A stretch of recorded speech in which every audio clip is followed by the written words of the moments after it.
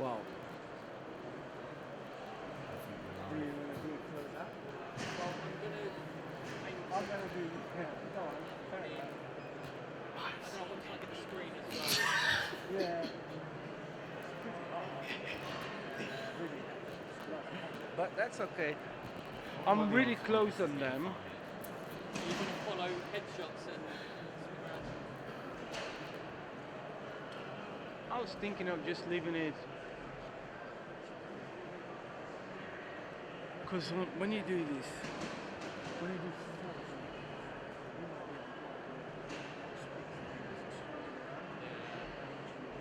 yeah, I see. so I've just framed them up.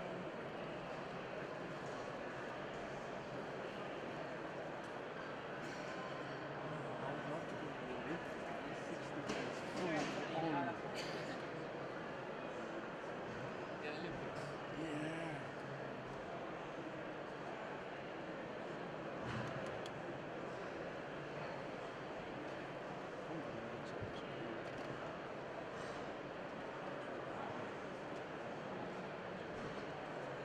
Sorry, excuse me. Hey, you're making noise in my platform.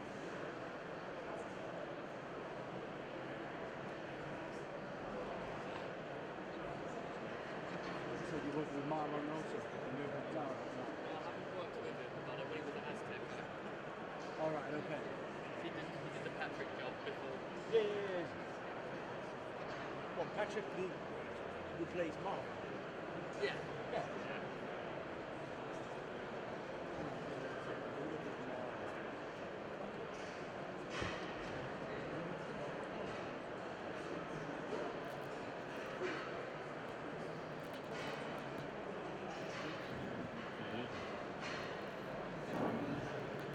Have we got the sound? Right, someone's giving me a thumbs up, so I hope you can hear me. My name's Peter Sommer. Welcome to the Future of Cybersecurity panel. We have an interesting problem, or I have an interesting problem as a chairman. We have three very distinguished speakers, each of whom could very easily talk very interestingly all by themselves for the allotted period that we have. Indeed, those of you who were in the last session know that James didn't really get through all the items he wanted to, and he was the sole speaker. So I'm going to try and get some sort of discipline and some sort of flavour. In terms of looking at the future, we're just going to set our horizons at about 2 or 3 years in front. Seems to be fairly idiotic to try and do anything further. And I designed a handful of questions which I hope are going to enable the panel members at least start talking interestingly. And my first question to them really is, we're used to a range of threat actors, either individuals or organizations or events which we regard as cyber threats. So looking at the next 2 or 3 years, do we think that is going to change? Is it going to be more of the same? We're going to see new threat actors, or the balance between the various threat actors going to change? And we'll start over at my extreme left, your extreme right. Great question. I reckon we've got a lot more to see from insiders. I think that's a threat actor that we are starting to become familiar with and thinking about Edward Snowden as an extreme case. For me, I'd say Edward Snowden represents perhaps the middle of the spectrum, not the end of the spectrum. I think we're going to see some insiders who either deliberately sought employment or have become disaffected with their employer and do enough harm to actually debilitate business operations. And I think we've yet to see that, and I think that will happen in the next 3 years. Jake. I strongly agree with that. I think the insider is probably one of the most challenging to actually catch and map compared to the rest of the community that we often catch by the artifacts we see in the various environments. I think we have the broad spread of the actors as far as groups probably nailed for the next few years. I think the volumes will continue increasing. I mean, data only grows more valuable. I do think I'm a little cautious, though, of trying to predict how they may use tools and techniques below that. I mean, we've got very used to in the last 12 months expecting Group X to use a certain MO of techniques, and we've seen more and more potentially nation-state groups by their motives using the mainstream cyber criminals tools. We've seen hacktivists using more high-end techniques than the DDoS and basic techniques that would be the stereotype. So I think we must exercise caution in continually re-evaluating what we know about each of those groups, but I'm not expecting a massive new blow-up of some new group like we had with hacktivists about 4 years ago. Troels, before you were at Barclays, you were at Europol. What's your take on this? Now I'm in a bank, but I haven't changed my mind actually. I think I look at three things when I look at what is a threat towards the bank now and in 2 to 3 years. First of all, it's the groups, the adversaries. There's a number of groups, nation states, organized crimes, hacktivists or whatever. Then there is their intent. What is it that they want from us? Is it money? Is it information? Do they want to wipe our estate? And then there is the tools afterwards. And they vary, but you can use various tools. And one of the tools actually is the insider. It's both a threat, but also a tool and a means to an end. And I think that we will see, just like the two others, more of the same. But you will see increased sophistication. And I would not exclude the possibility that we will see, for instance, machine learning and artificial intelligence used by the criminals also to actually speed up their attacks against us. Right, that's interesting. Now then, one of the things you mentioned was the nation state. Now we don't normally think of them as cyber criminals, but we know perfectly well they use computer network exploitation tools, CNEs. That's the phrase that we've learned from the Snowden files. I wonder if we'd like to see whether the use by the big intelligence services as some sort of threat to private industry. I mean, I think that it's a very complicated issue of perspective, isn't it? On the one hand, completely removing the use of any tools to gain access to bad people's systems and gather intelligence represents a significant threat to our safety. On the other hand, getting the balance right of freedom to and freedom from, and making sure that we aren't arbitrarily being spied upon, is a really kind of complex ethical issue that's constantly evolving. I would say I'm probably not the right expert to say whether we have that balance right, because I don't know enough about their operations. But I do think it's a question we need to continue asking, and I think we should be unsurprised that intelligence agencies are up to it. I suspect everyone is. Yes, I mean, we have now, for the first time here in the United Kingdom, a draft equipment interference code of practice, which is out for some consultation at the moment, very, very thin on detail.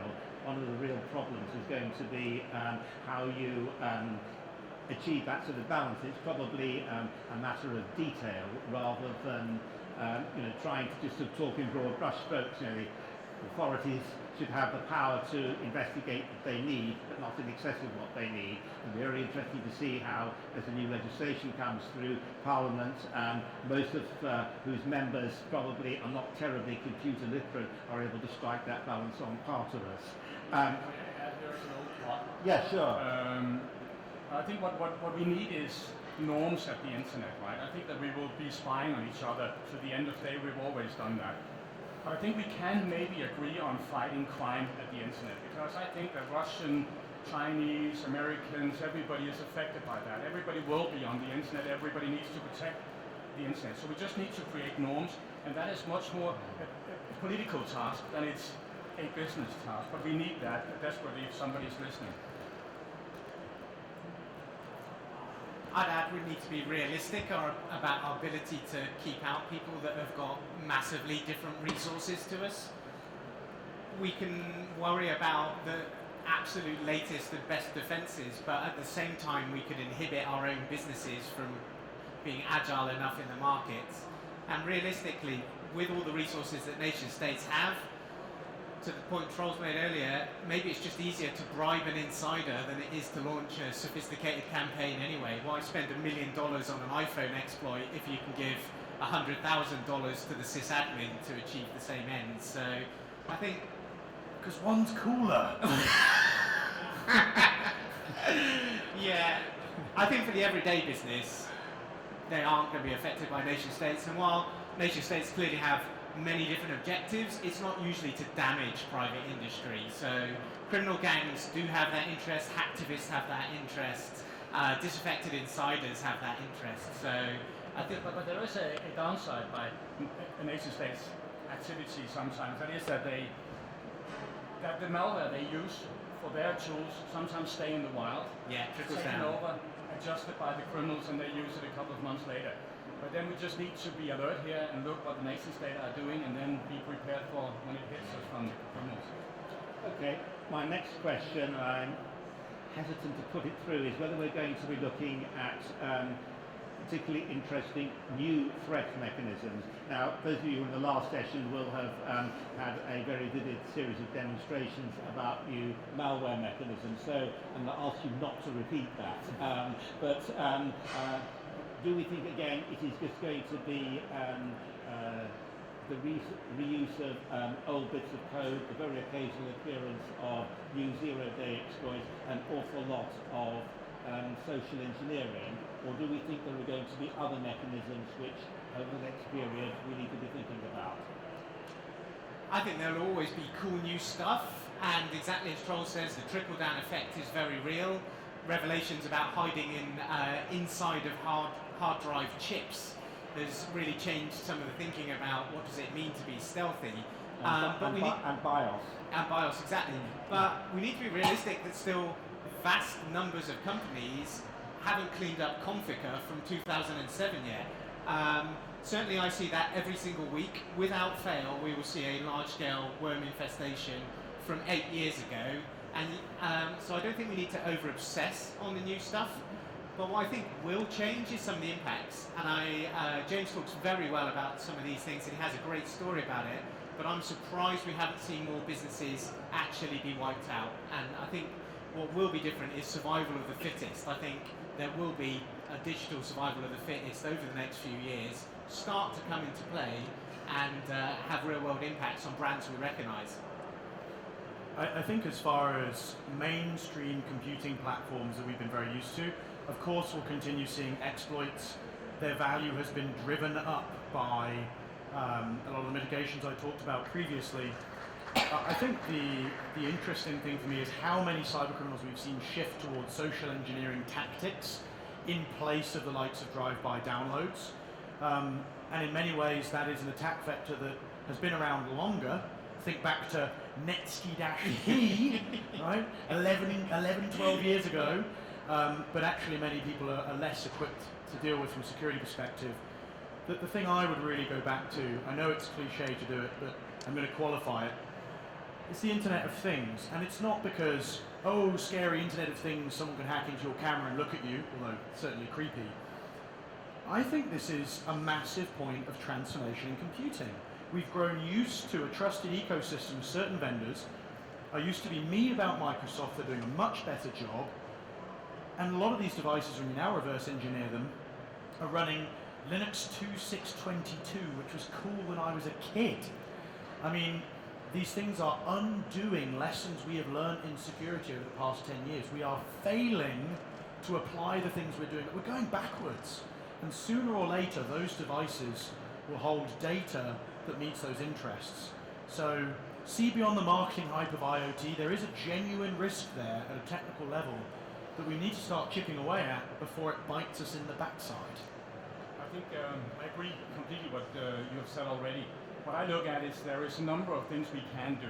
We can build in security by design. I think we should do this much more. And I think that companies will be assessed by customers if they are trustworthy, if they have built security in their platforms and application. So I'm more concerned about the human firewall, so to say, because that's always the weakest link, right? So you drop something, you utilize people that they have good faith and whatever. Do you want to see the impact of the Russian missile in the Malaysian aircraft, or what do you want to see? And you click, right? And I think that will continue in the years to come. So we need to do two things. You know, have to tighten the technical controls, but never forget that it's human beings that is operating them. You know, just a very quick anecdote. I, in a few social engineering engagements recently, have discovered that the most effective place to get people to open something is essentially by putting it on a USB key and leaving it in the gentleman's toilets. For some reason, gents, you like plugging in things that you find in the toilet. Ladies, conversion rate much lower. Well done. Keep it up. Yeah. I don't know how many of you have been following in huge detail the various sort of Snowden papers that have been published. That they showed very substantial preoccupation in GCHQ with social engineering as opposed to other things. This sort of leads me to sort of anyway to my next question, which is how do we think the disciplines of cybersecurity will change over the period? And I want to sort of think particularly about skill sets of one sort or another.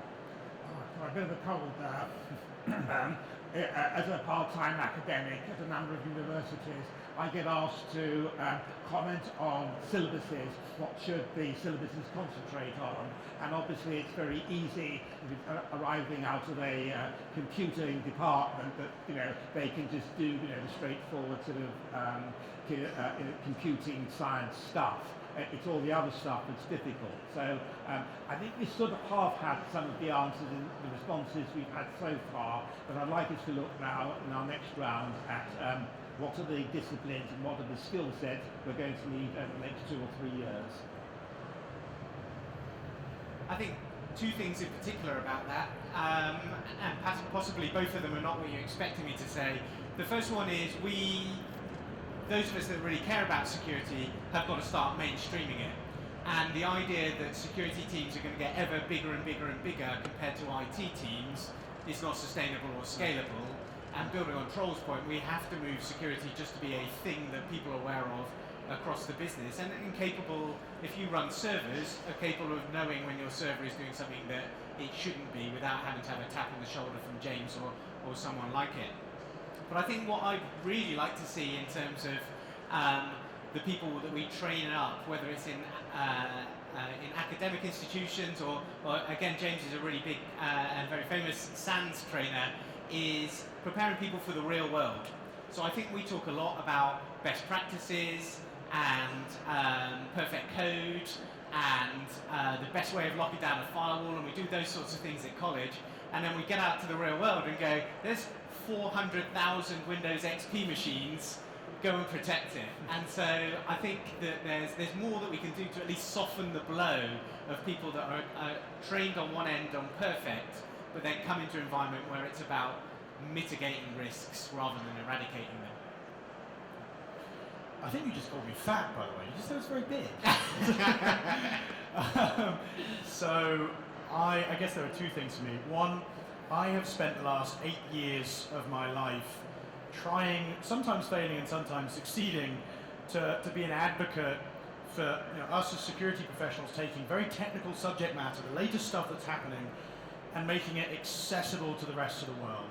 I think we spend a lot of time talking to each other going, yes, you're right, you're very smart, as opposed to convincing the average person to change their behavior. I think that's a hugely important aspect of security that I think is a career in itself, potentially, for some of our new budding security professionals. My second point is, I used to try and be a polysec. I love reverse engineering, I love crypto, I love hacking stuff. I span disciplines. And today I think, much like it's impossible to be a polymath, security is just too broad. But I think many of us sometimes fit too much into one category. I think there are amazing lessons to be learned as a forensic analyst by going and doing some offensive work and understanding how people break in and what might be left. I think many of us as offensive people could learn from defenders about real-world solutions, so we don't just go, it's broken. We can say it's broken, and have you thought about these mitigations? And I could give many more examples, but I think we do need to maybe break down the silo a little bit and spend some time in other security professionals' shoes. Yeah, I can do it in a more simplistic way. I always say that culture eats strategy for breakfast, right? So any management can have all kinds of strategies on increasing security. If it's not embedded in our DNA, we don't care. We just read it and we throw it away. And I think we need, first of all, to do something about that, to have it embedded in the culture. Secondly, I'm a huge fan of standards. You don't need to be a civil engineer to drive a car, right? But you might need to be half a hacker to not being a victim of cybercrime. And I think that's wrong, actually. And I think if we want to build a fast car, the first thing you build in is heavy brakes, right? Because you don't just want to drive fast, you also want to stop the bloody car. And that, I think, we need also in software and hardware for standards. And then there will probably be somebody who don't want that, and that's fine with me. If they want to do business with banks, I can assure you that I want privacy, security, but my customers, they want convenience. So we need to crack that and find a way that we can offer security and privacy, but doing it in a convenient way. Otherwise, we lose our customers, and we need to get them in. I'm interested that none of you mentioned the word recovery. It seems to me that one of the inevitabilities is that some attacks are going to get through, and you then need to know what you're going to do about it. Now, part of it is going to be a technical inquiry into what actually happened, but you have a business that, if you don't do things properly, is simply going to collapse at the public relations level. You're going to lose your customer base. The name Ashley Madison comes briefly to mind in this context. Yes, indeed.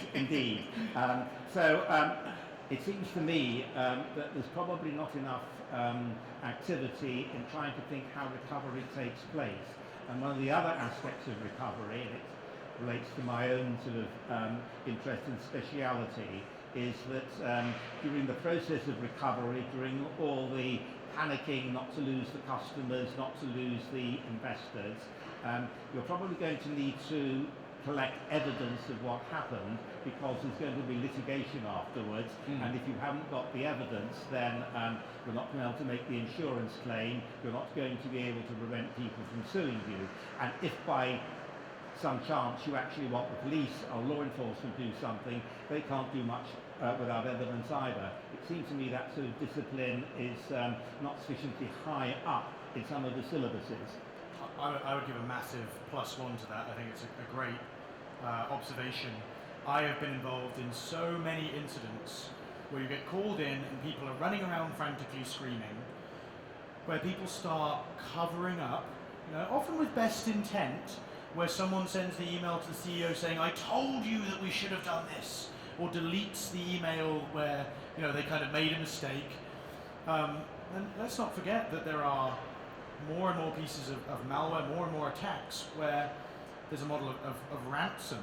I mean, look at modern ransomware. Gets into your system, encrypts your data, uses the correct technical implementation of PKI, where you have basically no chance of recovering that data unless you have an effective backup.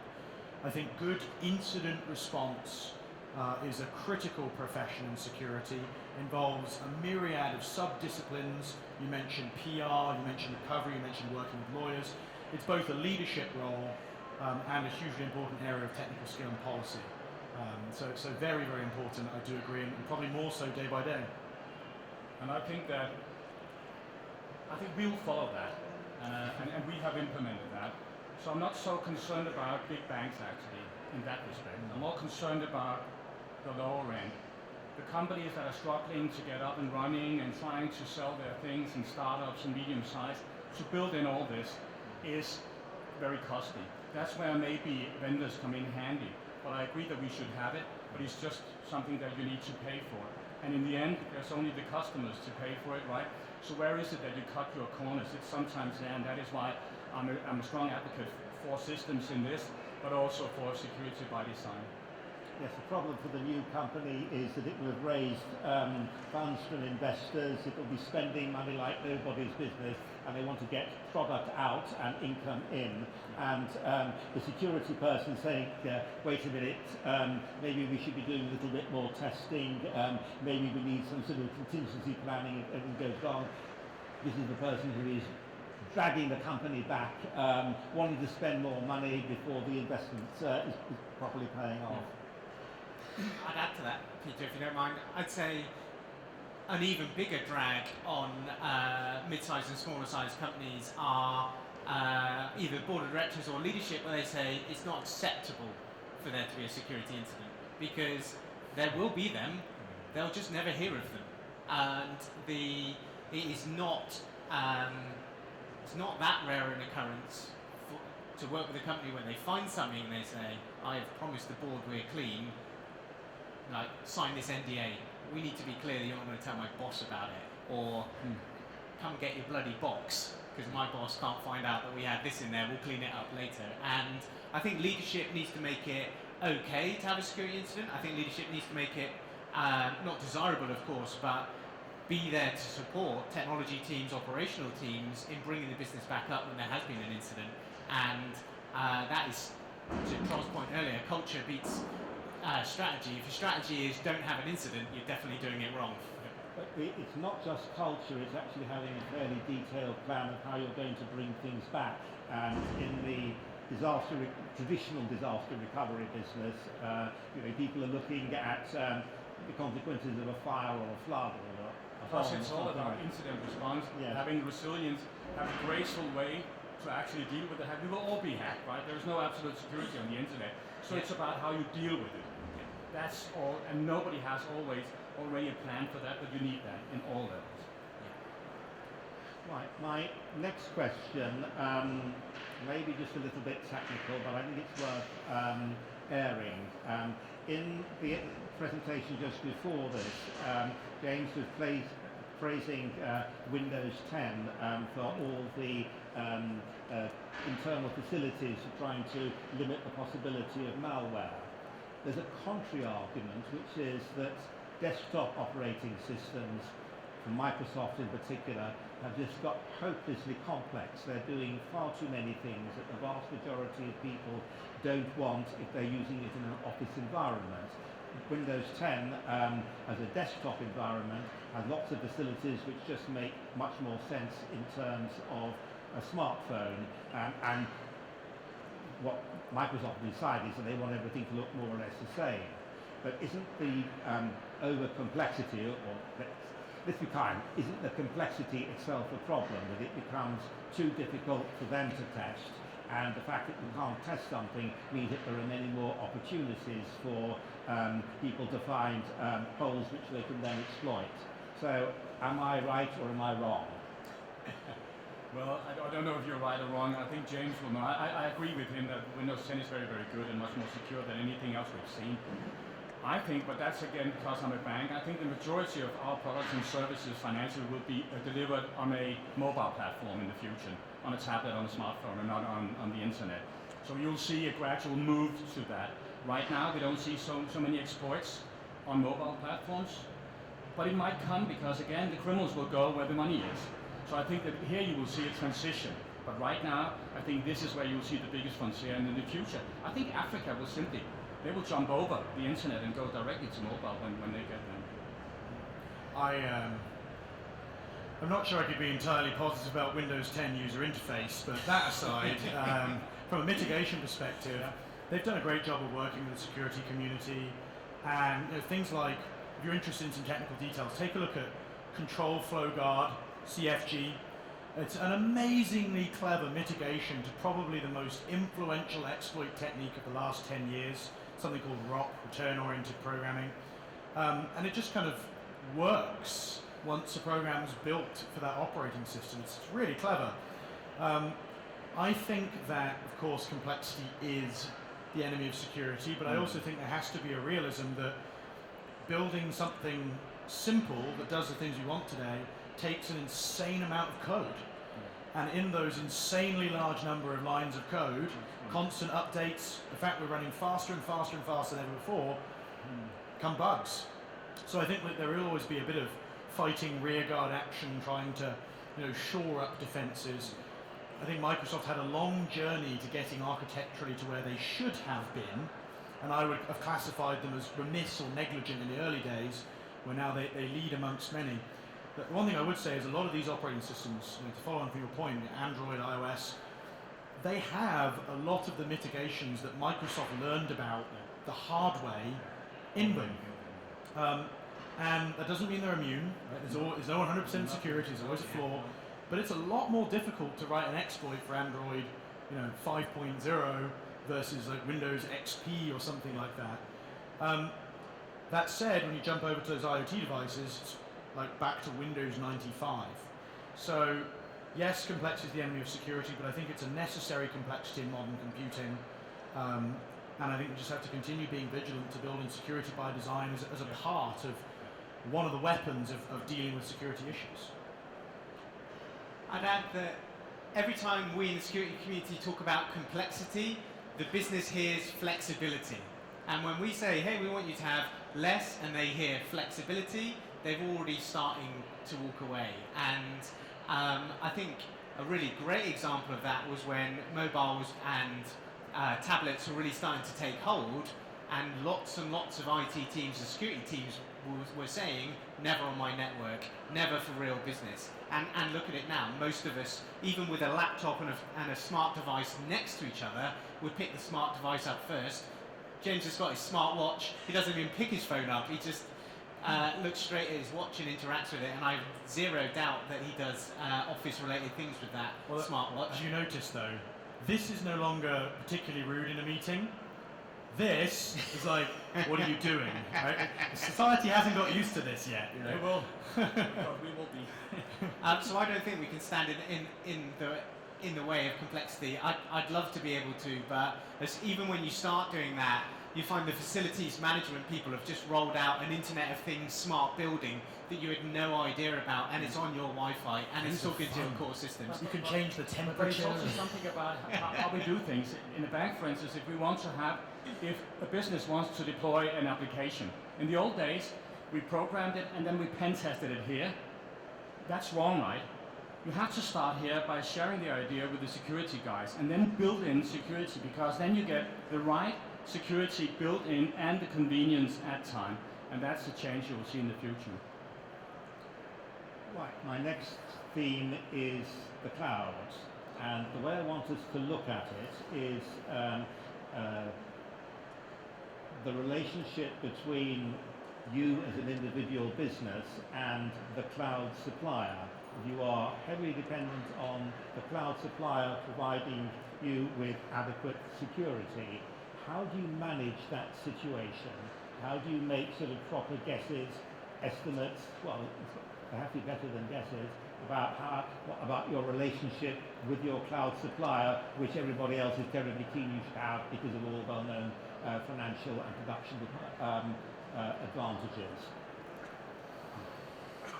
Badly.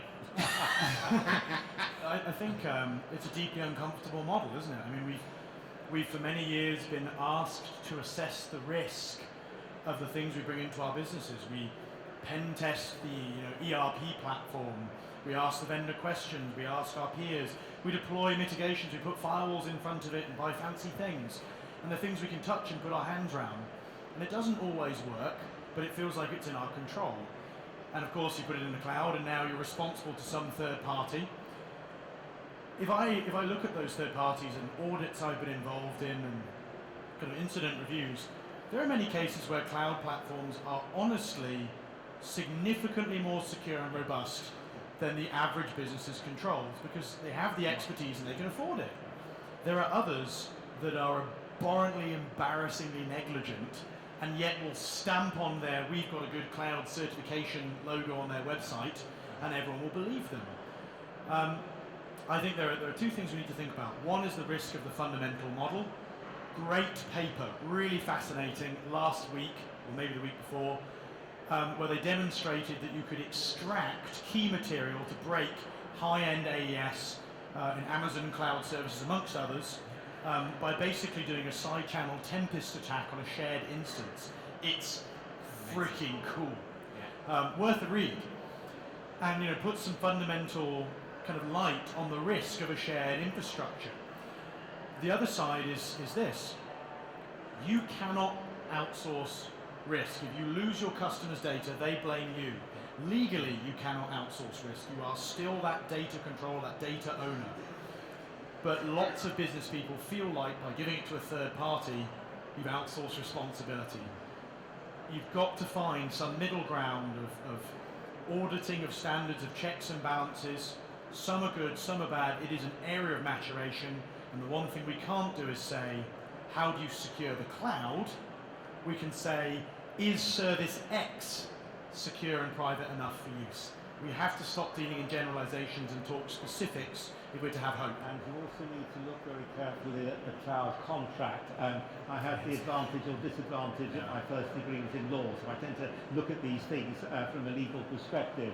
It does seem to me that far too many people have just rushed into the cloud because it looks financially and in every other respect very attractive, and they haven't looked at the terms. And all too often, what the terms say is, we're going to do our best, we're trying really hard, but if anything goes wrong, if you've got an outage for a day, we'll give you 1/365th of your annual fee back in compensation. Any consequential loss, sorry, not our problem. And that may be a horrifying risk. I think the other thing about the cloud is it allows us to make mistakes at an unprecedented scale and time as well. You only have to look at a few weeks ago when 1.5 million American medical health records were accidentally left undefended on the cloud. Not that cloud provider hadn't done anything wrong, the managed service provider hadn't done anything wrong, but you've lost a bunch of the onion layers you normally have around your data. And we can't lose sight of how much pressure we put on IT teams to do everything right exactly the first time. And the cloud just speeds up the rate at which, one, we get things wrong, and two, at which other people find that out. The cloud is here to stay. I think cloud providers are very good in running cloud, much better than you have in your own data center sometimes. Again, if you're a small company, I would be tempted to do it. If you're a bigger company, you might still be able to hold your own data, at least the most sensitive of your own data, and then outsource to cloud services with a good contract and with constant red teaming of the cloud provider, keep him up to shape. So I think that's a model because it's all about driving costs down. I'm good, I started.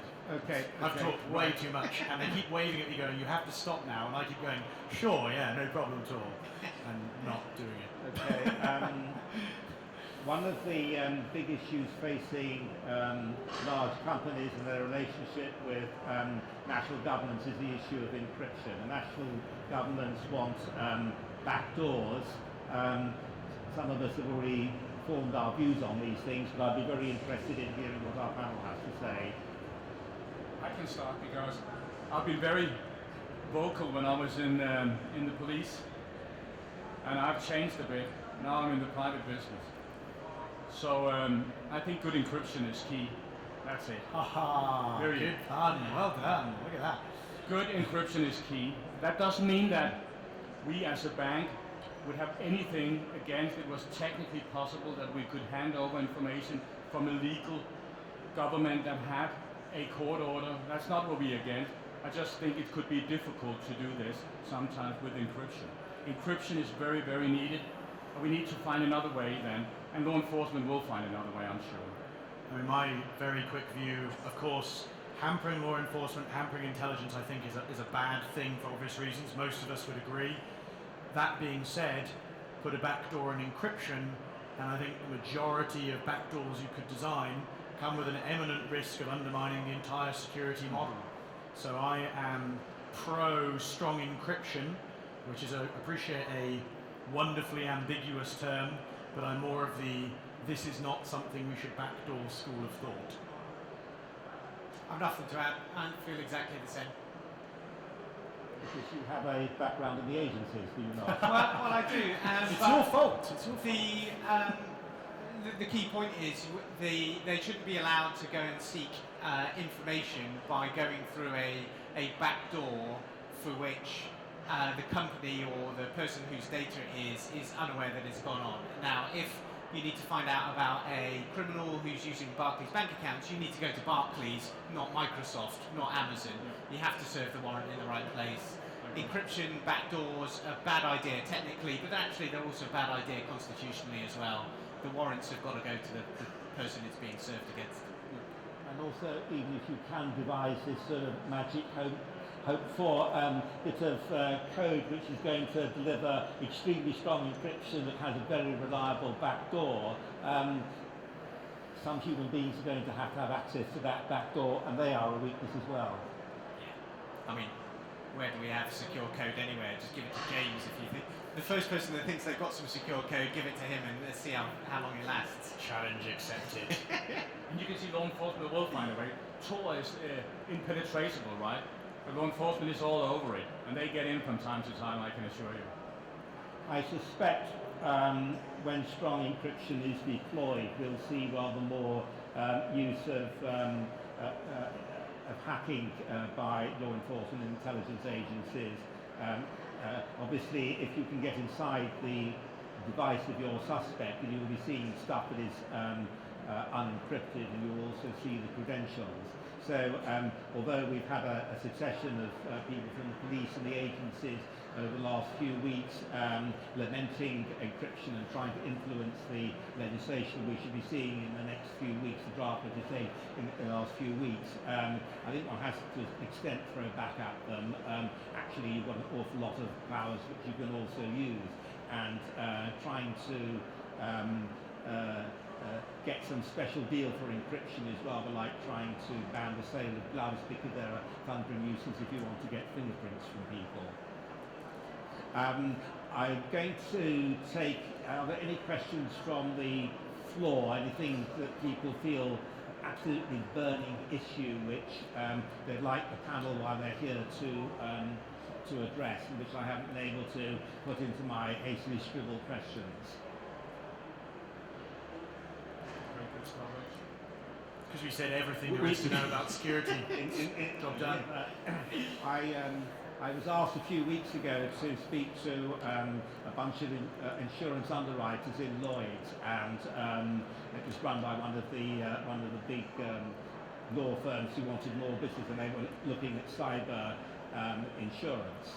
And they said, well, we'd like you to sort of cover the whole horizon of cyber security, the threats, the technical methods, how insurance might possibly be used. If you've got personal anecdotes to liven up the thing rather than talk about theory, that would be good as well. And can you do it in 15 minutes? I think we've actually achieved rather a lot in our 30 minutes, and I'd like you to put your hand together to thank the panel.